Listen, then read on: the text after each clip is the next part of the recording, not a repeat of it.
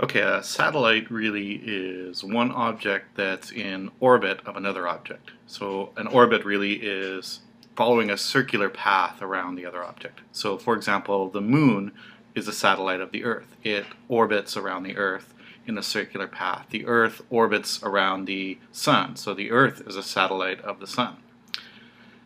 The idea of artificial satellites was first proposed by Sir Isaac Newton when he was thinking about his universal law of gravity. And he imagined, throwing a ball. And the first path here is if you threw the ball at a normal speed, it will eventually come back to Earth. And if you throw it a little bit harder, it'll travel further, but it'll eventually come back to Earth, and so on. But eventually, if you could throw the ball hard enough, it would keep falling, but missing the Earth. Okay? So the ball here is in orbit, and it's in a constant state of free fall.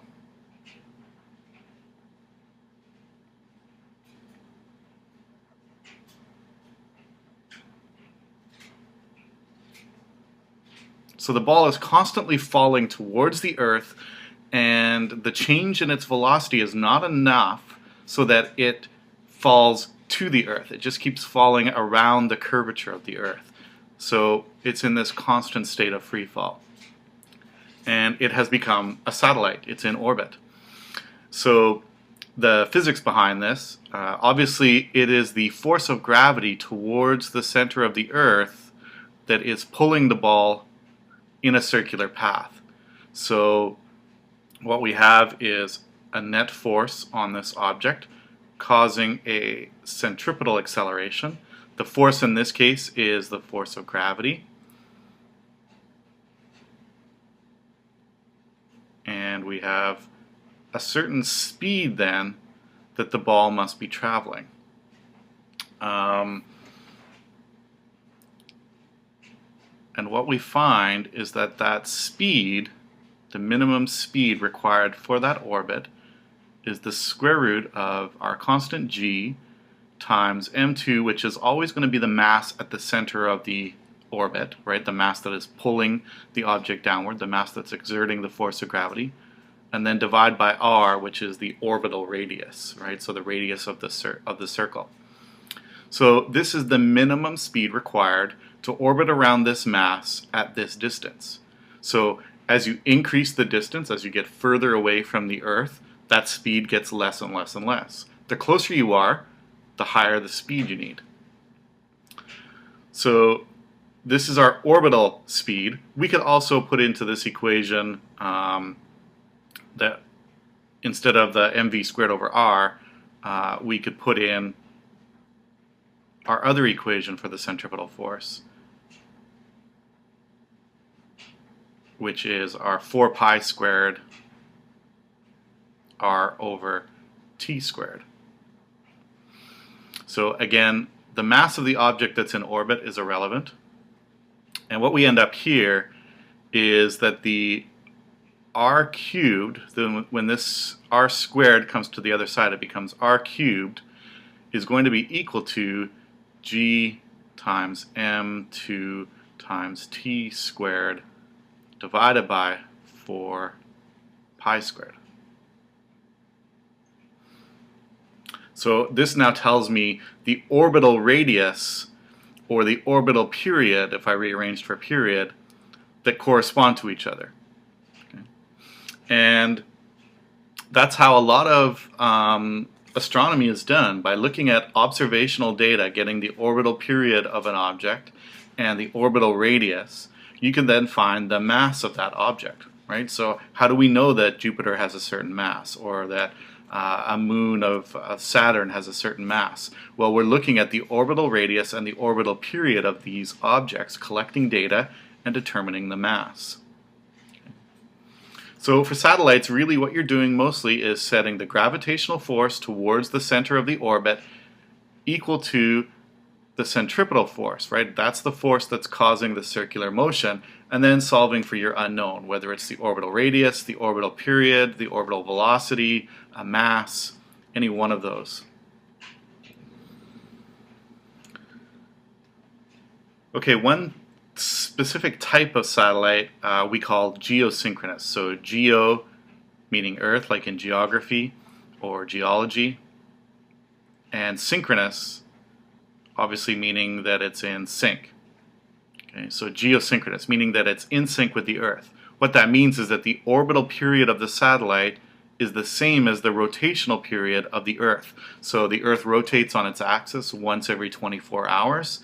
This satellite will have a orbital period that is also 24 hours.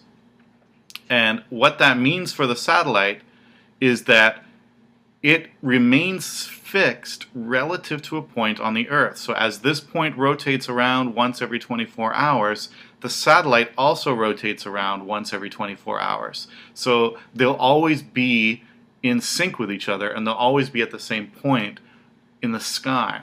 And that's useful if you have a satellite dish and have satellite TV, because obviously I don't want my satellite dish to have to move across the sky trying to track a satellite that's in orbit.